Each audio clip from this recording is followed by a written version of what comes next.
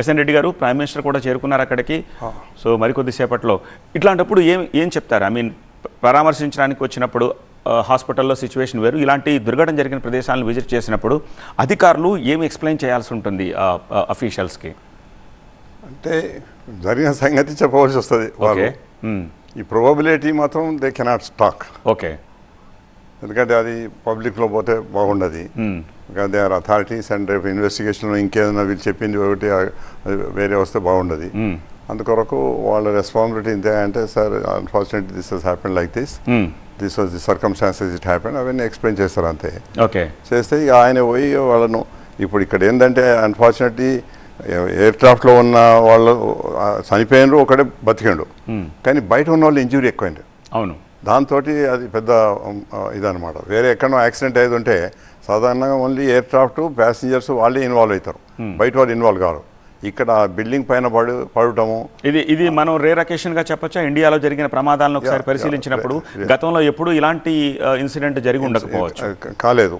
అంటే ఎప్పుడో రేర్గా అవుతాయి, ఇంత డెత్ టోల్ అయితే ఉండకపోయి ఉండొచ్చు.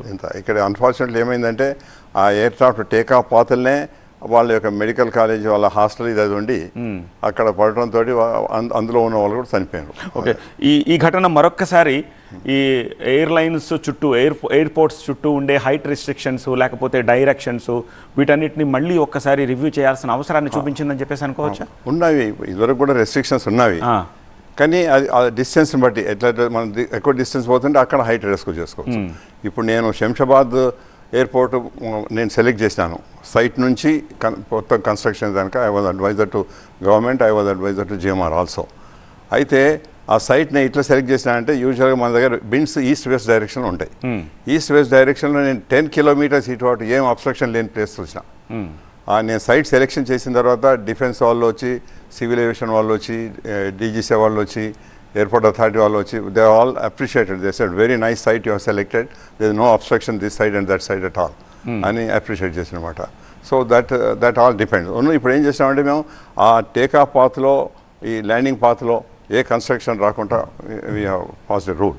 ఓకే, అండ్ వీఆర్ ఇటు అటు రావచ్చు ఎయిర్పోర్ట్కు, కానీ ఆ టేకాఫ్ పాత్లో ల్యాండింగ్ పాత్లో రావద్దని we have passed. Okay, captain SN Reddy garu, rocket ప్రమాదాలు జరిగినప్పుడు రీసెంట్గా కూడా మనం ఒక రాకెట్ లాంచ్ చేసినప్పుడు ఏవో టెక్నికల్ ఇష్యూస్ వచ్చి అది కూడా ఫెయిల్ అయింది. రాకెట్ ప్రమాదాలు జరిగినప్పుడు, ఫ్లైట్ ప్రమాదాలు జరిగినప్పుడు ఆఫ్టర్ ది ఇన్సిడెంట్ ఎగ్జాక్ట్గా ఏమి జరిగింది అనే విషయం బయటకు రాదు. అది ఐడెంటిఫై చేయలేక ఆ విషయం మనం చెప్పలేకపోతామా, లేకపోతే తెలుసుకోలేకపోతామా, లేకపోతే ఇంకా వేరే ఏదైనా కారణం ఉంటుందా ఏం జరిగింది అనేది తెలుసుకోలేకపోవడానికి? ముందు మీరు చెప్పేది అట్లా ఉంటుండే, మనకు అది యాక్చువల్గా అయింది ఏమైనా తెలియకపోతుండే.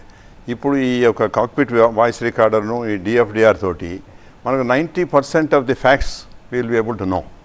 దాంతో ఏమైందంటే ఇన్వెస్టిగేషన్ చేసి the rules will be pass in future how to avoid this type of thing.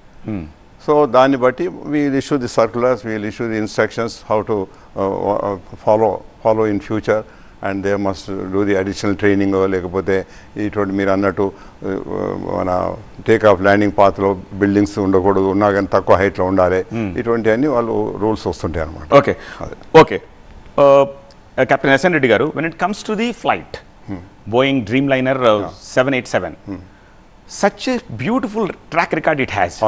ఇంతవరకు ఒక్క ప్రమాదం జరగలేదు. అండ్ ఇన్ని సంవత్సరాల పాటు ఇన్ని వేల, అంటే ఒక్కటి కాదు, మన దగ్గర there are so many Boeing Dreamliner. నిజానికి టాటా గ్రూప్ మరికొన్ని ఒక 25 ఫ్లైట్స్ కావాలని ఇండెంట్ కూడా పెట్టింది. ఆ ఇండెంట్ కూడా ఉంది, కొన్ని రావాల్సినవి ఉన్నాయి, కొంత ఇండెంట్ కూడా రైట్ చేశారు. ఎంతో కాన్ఫిడెన్స్ ఉంటే కానీ డ్రీమ్ లైనర్ మీద పెట్టరు. ఎందుకంటే ఇది వరల్డ్లో one of the famous and good aircraft. దాని కొరకే ఆ పేరు కూడా స్పెషల్గా వాళ్ళు డ్రీమ్ లైనర్ పెట్టిందన్నమాట. It has a very good track record and all that, and Boeing company itself has got such a good reputation. ఇప్పుడు వరల్డ్లో ఉన్నాయి రెండే, ఎయిర్ బస్ ఇండస్ట్రీ ఉన్ను బోయింగ్ ఇండస్ట్రీ. సో ఈ రెండిట్లో కూడా రెండు పాపులర్ ఉన్నవి. అందుకొరకే ఇప్పుడు మనం ఎయిర్ ఇండియాలో బోయింగ్ ఆర్డర్ ఉన్నది, ఎయిర్ బస్ ఆర్డర్ కూడా ఉన్నది. ఎయిర్ బస్ A350 కూడా ఇప్పుడు తీసుకుంటున్నారు, కొన్ని వచ్చినాయి, ఇంకా వచ్చేటువంటి కూడా. సో ఇవన్నీ ఆ యొక్క వాటి యొక్క ట్రాక్ రికార్డ్ బట్టి, వాటి యొక్క రెప్యుటేషన్ బట్టి సెలెక్ట్ చేస్తాం అనమాట. మనం సెలెక్షన్ ఆఫ్ ఎయిర్ క్రాఫ్ట్ కూడా మనం ఎంత డిస్టెన్స్ పోయేది ఉంటుంది, ఆ డిస్టెన్స్కి ఏది ఎక్కువ సూటబుల్ ఉన్నది, ఏది తక్కువ ఫ్యూయల్ కన్సంప్షన్ చేస్తుంది, ఏది అన్నీ ఇవన్నీ మనం చూసి సెలెక్ట్ చేస్తాం అన్నమాట. ఓకే.